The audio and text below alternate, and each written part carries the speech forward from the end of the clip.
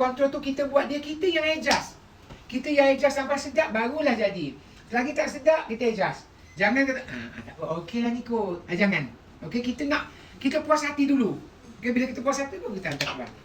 Kalau kat lidah kita pun tak kena, apatah lagi lidah orang. Betul tak? This. Nice. Semua main bunga to be safe. Kan nak selamat semua main bunga. Kalau tak letak bunga, buruk ke? Tak, semestinya. Sayur rasa sayur lah. Nice. Saya suka ni dressing awak punya. Nice. Saya suka masak jadi menjadi sayur rasa sayur lah. Balik ni research. Apa benda salad niswas? Apa benda salad niswas? Bila dia mula-mula dicipta, oleh siapa? Adakah niswas tu ada nama raja ataupun nama Syekh yang buat tu? Apa history dia? Apa komponen yang wajib ada untuk sesuatu salad tu dipanggil salad niswas? Itu kita kena ada ilmu, kita kena ada tahu. Research, ya. This. Dia susun ni. Macam susun kapet, VIP datang ke pengantin nak berjalan. Saya rasa ni, ya. Tak cukup rasa. Apa punya? Awak punya? Rasa pada saya lah sikit lagi kot. Dia tak sikit lagi. Dia belum sampai. Agaknya nak tambah apa tu, chef nak bagi betul. Garam sikit. Garam sikit. Saya rasa lah masam dah okey dah. Tapi kan lidah masing-masing. Ada orang tu cukup dah, pada orang tu tak cukup lagi.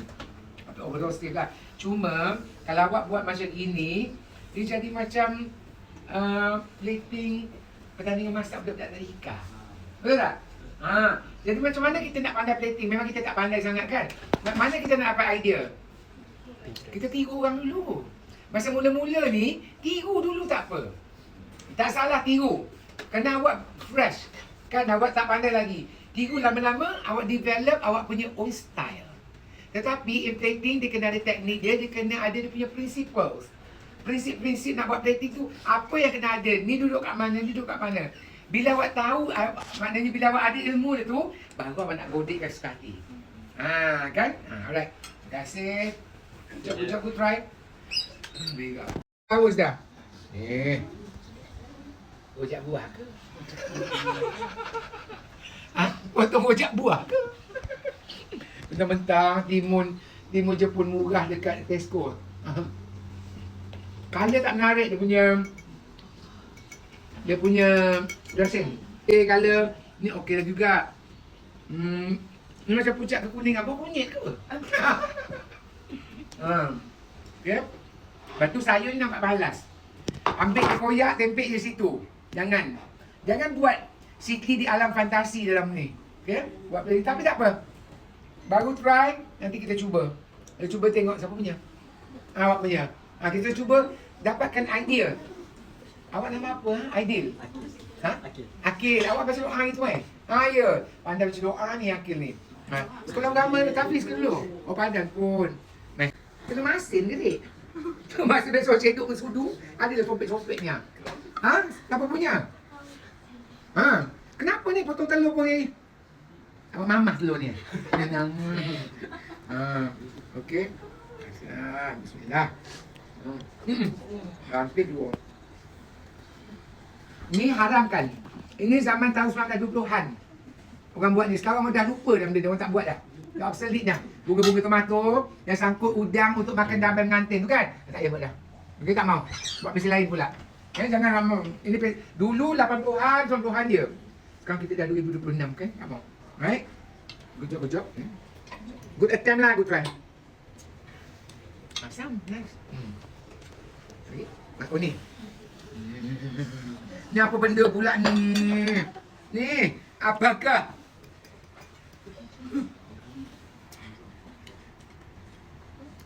Tak tahu. Okey. Apa fungsi salad dressing? Kita panggil salad dressing atau salad sauce? Dressing. Apa beza dressing dengan sauce? Apa beza dressing dengan sauce? Dressing is to dress. Sama je, tapi untuk salad kita tak panggil salad sauce. Fungsinya sama. Ya, salad dressing dengan sos untuk makanan lain. Untuk makanan lain main course ke apa, kita panggil sos. Kan? Untuk salad, tak tahu special nama ni dia bagi nama dressing. To dress the salad. Fungsi utama ialah untuk complement rasa. Kan, untuk complement. Bukan untuk mask ataupun untuk tutup rasa asli veggie. Tak. Untuk asli salad tak. To complement, bukan untuk mask. Jadi, salad dressing tak boleh too overpowering. Biasa salad dressing, dia akan ada elemen masam. Pasal apa? Spicy sikit? Balance tak. Salad dressing biasanya ada elemen acid. Acidic punya elemen boleh dapat daripada vinegar ataupun lemon juice ataupun lime juice ataupun in this case lemon juice dengan tomato kecap. Kenapa salad dressing biasanya yang kita serve di masa appetizer, kenapa dia kena ada elemen masam? Ha? Pecah liur orang Melayu panggil. Nak pecah liur, nak get ready, nak whet to appetite. Supaya you ada more appetite nak makan lagi untuk main course. Betul? Ha. Tapi ada same time juga, dia punya portion size tak boleh banyak. Kalau banyak kenyang, orang tak nak makan main course dah. Kalau kita buat restoran business, kita order, kita jual a la carte, rugi lah. Orang makan salad dah kenyang, tak order main course dah kenyang dah.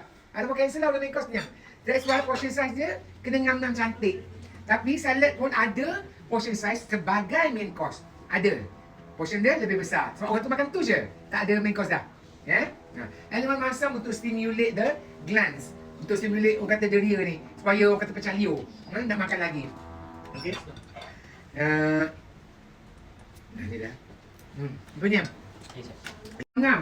Tapi kalau kita biar, kita tak buat ice shop tu, dia akan continue masak. Jadi overcook lah. Contoh macam ni lah. Tak pernah saya tengok lebam macam ni. Telur dia sampai naik biru. Biru telur budak ni. Tak apalah, kan kecil hati. Dah rasa macam dia menanguk dah sikit. Tu tak cuma rasa. Ambil telur awak. Ambil telur awak. Amboi pegang lah. Betul tak macam lah. Dia macam gigi getah tak betul? Itu BL protein. Protein yang BL, kalau awak overcook, dia akan jadi